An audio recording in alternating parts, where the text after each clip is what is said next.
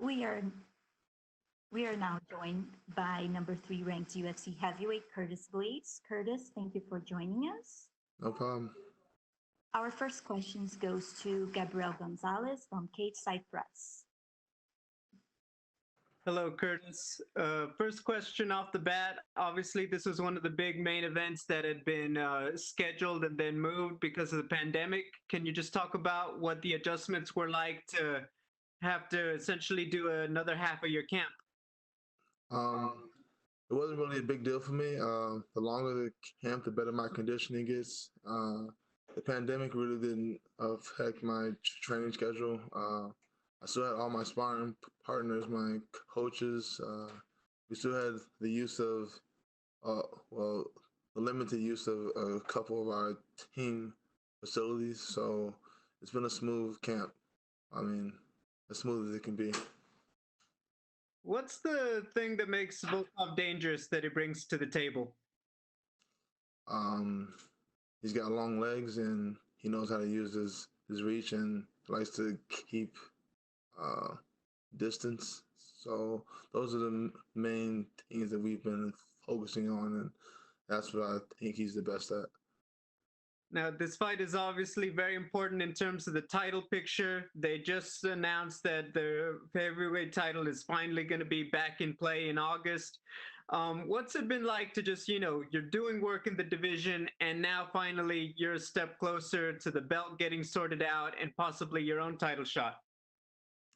I'm just happy to know that they got it all signed out. The contracts are signed and it's going to happen officially. It gives me the ability to project my own trajectory into the future. Final one from me. Who do you have winning the trilogy, DC or Stipe? I don't know. I mean, they've already fought twice and they've gone 1-1. So honestly, I don't really care. I've heard DC's going to retire, win, lose, or draw. And I've also heard reports that Stipe has also been contemplating retirement, and I think I would lean towards him also retiring. So it really doesn't matter to me who wins. I can honestly care less. Thank you, Curtis. Our next question is from Ezekiel Berganzi from Super Luchas. Hello, Curtis. How are you? I'm fine. How are you, sir? Fine, thanks. You are facing Alexander Volkov, who said that he's going to rely in his striking to fight against you and your wrestling abilities. What do you think about that? How are you approaching for this fight in that sense? I mean, my game plan is always the same. It's a pretty universal game plan. Pressure, pace, wrestling, ground and pound. Doesn't matter who you are. Cain Velasquez, Stipe, DC, Volkov. It works on everyone. And do you think that the small cage will be an important factor for you putting your game plan on the fight, or do you think it's not a matter of the octagon at all? Well, I think, like I said, my game plan, it will work in a small octagon or a big octagon, but I think it will be that much more effective in a smaller octagon because you won't have as much room to maneuver away and to like keep distance. It'll be easier to close the gap and get in his face. And my last question is how it was this training camp in pandemic and with all what happened, how it was training, how it was the sparring sessions. Can you tell us about that? It was pretty much the same. I had my sparring partners. We sparred at the same time in the same spots. So I know a lot of people are under the impression that because of the pandemic, it's hard to train. But for me, it was pretty much the same. Nothing was able to, nothing about my camp was altered. Thank you, Curtis, and good luck on Saturday. Up next, we'll have Alistair Bishop from MMA Republic. Chris, how are you, sir? I'm fine, sir. How are you? Fantastic. Thank you. Curtis, if I can, I just want to kind of get your opinion on the outlook of the heavyweight division. Your only losses come to Francis Ngannou. Where do you see yourself here with the win? I mean, I think Francis is knocking on that number one contender status. Once the title picture is done, where do you see yourself fitting into that picture? I guess it depends on what happens with Stipe. If he decides to retire, then it'll be a vacant belt, and most likely Ngannou versus me for that vacant belt. If he decides to not retire, then it'll be Ngannou versus Stipe. I'll just wait my turn. And how do you see? It would seem, in my opinion, the picture looks like that we might see yourself versus Francis a third time. How do you see that playing out, and what difference would there be? I see myself winning. I just see myself taking him down like I did in our first fight, and this time landing heavy ground and pound. So do you think the key to beating Francis would be implementing your wrestling? I use my wrestling on everyone. And what do you say to critics of that sort of lay and pray style? I mean, your wrestling style is way more exciting. No, I'm not saying yours. I'm just saying guys hit out. They'll say lay and pray sort of style. Yours is high impact wrestling and very effective. And one of the more exciting things about your style is that we know what to expect, and you still are able to implement that game plan. But what do you say to critics that criticize a heavy wrestling sort of approach? And if you don't like it, you don't gotta watch. Fantastic. That's all from me. Best of luck. Thank you, sir. Thank you. All right, I'm going to ask you two first. Sure. So one of the biggest aspects of your game that we've seen in all of your fights is dominance. You know, what's something about your fighting style that just people break under your pressure and everything that you do? Because nobody likes to wrestle. It's hard to build up the muscle memory that it takes to defend the type of pressure I'm bringing. It's grueling, it's grinding, and guys don't want to do it. Guys want to just have space and huck haymakers at each other because it takes a lot less energy. When a guy is hanging on you and making your arms tired, making your back tired, making your neck tired, they get tired and they don't want to be there no more. Is there a point in your fights typically where you feel your opponent kind of break under that type of pressure? Yeah, it usually happens in the second round. I don't really have I don't think I've ever gotten anyone out in the first round because that's not my game. My game's based off attrition. It will wear you out.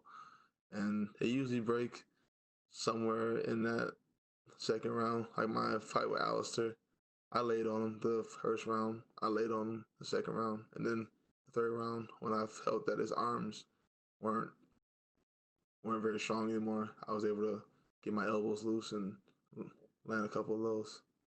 Have you seen anything in Volkov's past fights that indicate, hey, maybe that is an opportunity for me in this fight that I can take advantage of? He does have that ability to break.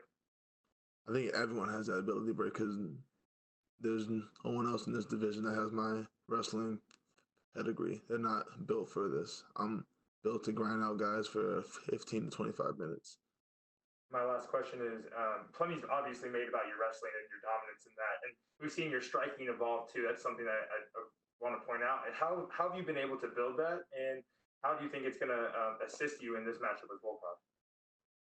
My striking is organically growing off my wrestling. My striking coach, I've been blessed to meet him, Vinny Lopez, and he was able to adapt and give me combos and footwork that blended into my striking, like my high-lows.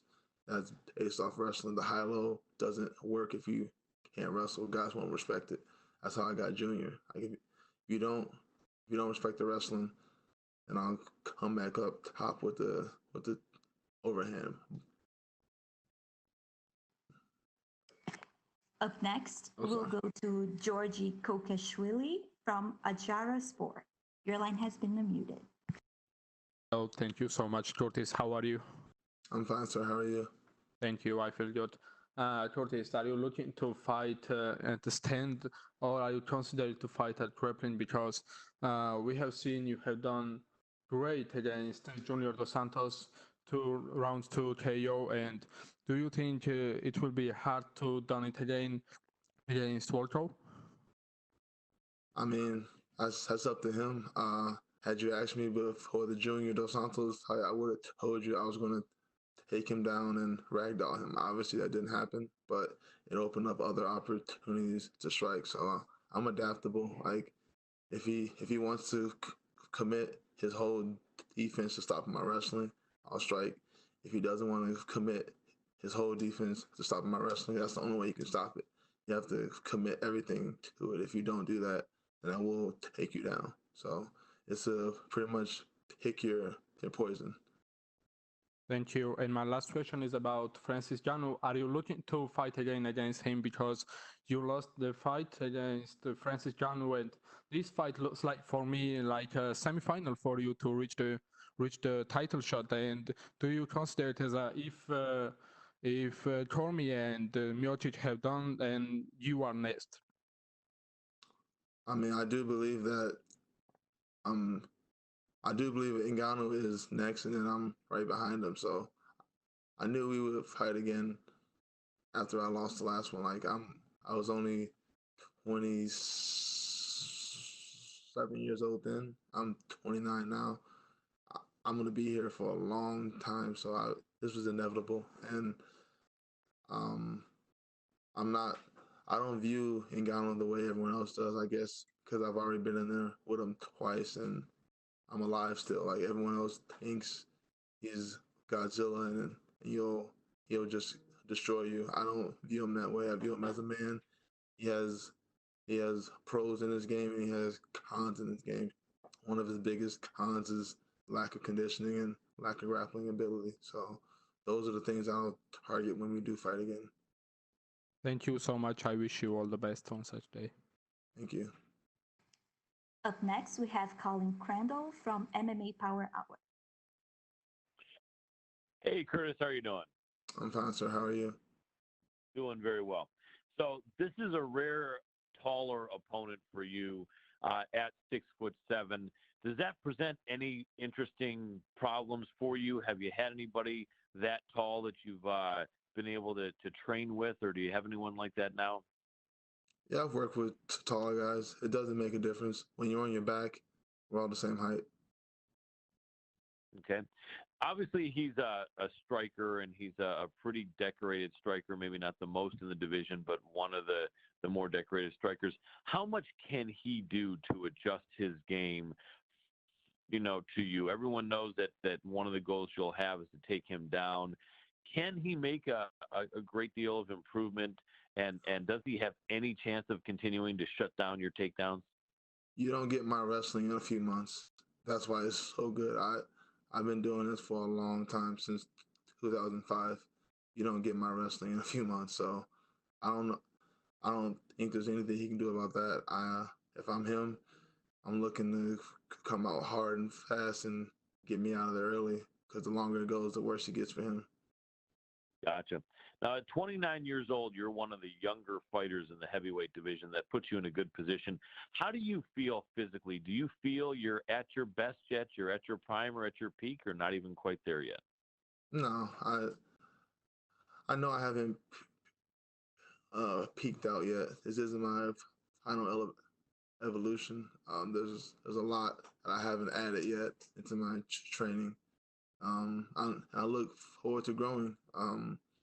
I know I've got at least 8 or 9 more years, and there's going to be a lot of growth over these next couple years. Absolutely. Last question for me. Neither of you guys are known for being high-level jiu-jitsu guys, but if you get into some interesting scrambles in the ground, if he's able to move around and start trying to throw up some triangles or arm bars, how do you feel your jiu-jitsu compares with his? I think I'm the better grappler overall. Like, my jiu-jitsu is an offensive base. I go to jiu-jitsu practice to learn how to pass and to learn how to get into positions to land heavy ground and pound. I'm not ever going to look for a submission unless you're just like the worst grappler in the world. I'd rather get in half guard and hang out in half guard and just elbow you. I don't need to go for a Kimura or Darce I don't need that stuff. Do you feel comfortable with your submission defense? Yes, very, very comfortable, especially since Alistair's been at Team Elevation the last year and a half. Definitely some good training I hear you're getting with Alistair. Well, I appreciate your time a lot. Wish you the best of luck, my friend. Thank you. And our last question will come from Heidi Fang from Las Vegas Review Journal. Hi, Curtis. Thank you for the time. I first wanted to ask about some records here that you could possibly eclipse come Saturday night, one of them being Randy Couture's time in the cage as a heavyweight. You would need 8 minutes, 17 seconds, as far as I've read, to be able to surpass the amount of time that he fought in the cage. I want to know what that means to you and just how different records, like what you set with your wrestling in the heavyweight division with 45 takedowns, and you'd already surpassed Cain Velasquez, what these records mean to you as you go on your journey. It just mean it validates the argument that I am the best grappler. I know there are other good grapplers, good wrestlers, good jiu-jitsu players, but I'm the best at it. I'm going to break a lot more records. Also, I know that you hail from Chicago as well as Denver. Your father is a police officer. Your brother is a police officer. You have come out to speak about systemic racism and Black Lives Matter and the protests. I wanted to get from you your take on everything that's happening, especially being that you do have family who are police officers out there in Chicago right now. Well, obviously, I'm pro Black Lives Matter. I do feel like there is systemic racism, especially with all the police brutality that has been targeted towards the black community. But I've been very happy to see all the protests and see that the majority of the crowds, it seems like it's like 65% young white Americans, and that means that their eyes have been open, their ears are open. They hear our cries. They know about the plight of the black community, and they're willing to help. They're willing to risk their own freedoms and to risk being injured and whatnot, and maybe getting arrested. And that just restores my faith in humanity. Like, it lets me know that there is hope, and I know that this movement won't get off the ground without the white community helping out. Like, we need to be together, and that's just been one of the most inspiring things about these protests as of late. Just a huge support coming out of the white community. Thank you so much for the time.